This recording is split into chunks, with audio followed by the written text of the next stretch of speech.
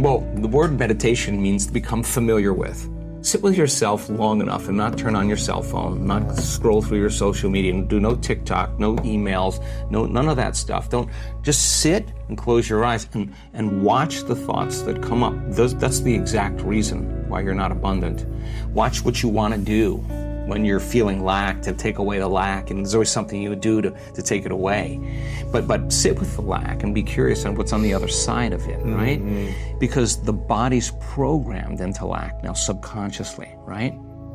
So the emotion of lack drives our thoughts and drives our behaviors. So it makes sense then that if an emotion is a record of the past, then we're doing things habitually from the past. We're thinking in the past, right? So lower the volume to the emotion every time you notice lack comes up. And just like breaking any addiction, there's going to be cravings, right? So the body's going, hey, Lewis, it's been about 2 hours since you're so used to doing this thing. You've been thinking lacking thoughts about 150,000 times a day, and you're just going to stop now. The body's going to start influencing the mind and saying, it's not going to work. You're a loser. It didn't work before. It's too hard. Everybody else. That's why it's so hard for people to lose weight or get in shape. Because you might try it for a few days, and then the cravings, or I'm tired, and I want to go default back into the old personality. Right. Because why? Because the body, which has been conditioned, the mind. The body is the unconscious mind. So the body's got used to the familiar feeling. Even they don't even know it's lack. It's just how they feel. It's not guilt. So so let me finish. So the hardest part about all of this is making a different choice. And the moment you decide to make a different choice, get ready, it's going to feel uncomfortable. Right. It's going to feel unfamiliar. Your body's all of a sudden saying, hey, Lewis, why don't you start thinking those same exact thoughts, do the same things, make the same choices, demonstrate the same behaviors, have the same experiences, so you could feel that feeling of lack. Complain again to somebody, call somebody up and say how miserable your life is, right? And that's the no, right? So the body is always influencing the mind to return back to the familiar territory. The default. The default, okay. All right, so now the person says, okay, what thoughts do I not want? What would an abundant person think this way? The people in our work that have created, I had a guy come to our event. I love this guy. He healed himself. He tried to take his life 3 times. When he told me that when he came to our work, he didn't have $2 to rub together.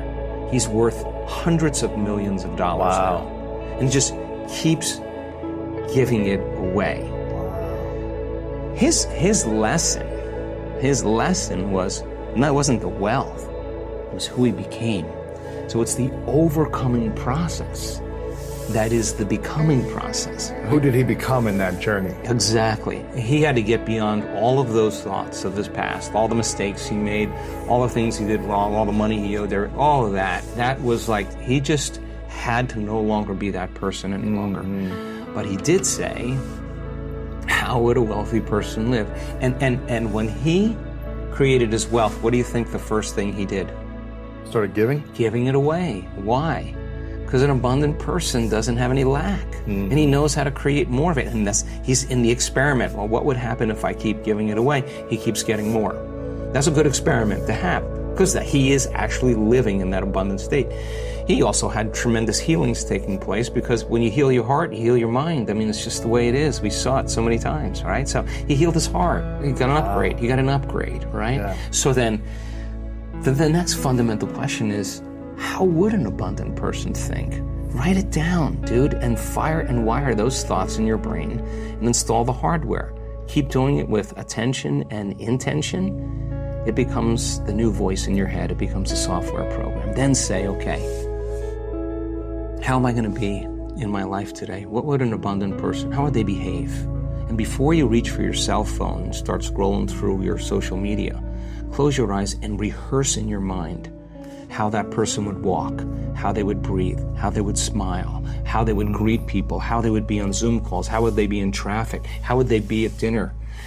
And the act of closing your eyes and mentally rehearsing the act, if you're truly present, the brain does not know the difference between the real life experience and what you're imagining. In fact, just a little bit of time, you start to install the neurological hardware to look like you already did it. Now the brain is no longer a record of the past. It's primed for the future. Keep doing it. Keep rehearsing. No different than playing an instrument. No different than learning how to dance. No different than learning how to act or play a sport. Everybody's always rehearsing, right? The rehearsal process changes the brain to look like you've already done it. You've already experienced it. Now, what's the essential part of that? The hardware is in place. Now all you gotta do is step into the footprint. Keep doing it, it becomes a software program. You start acting like an abundant person. Everything changes. Your energy changes, your mood changes, the way you walk, the way you breathe, your posture changes. You're out of the known, right? Yes. You gotta condition the body now emotionally into the future. Can't open your eyes in the morning until you are feeling worthy to receive. And if you can't feel worthy to receive, then if not now, when? If it takes you 2 hours to get there, ask me if it's worth 30 years of running, trying to get what you need matter to matter. Okay, so then the person who wrestles with their lack, they're out of the bleachers.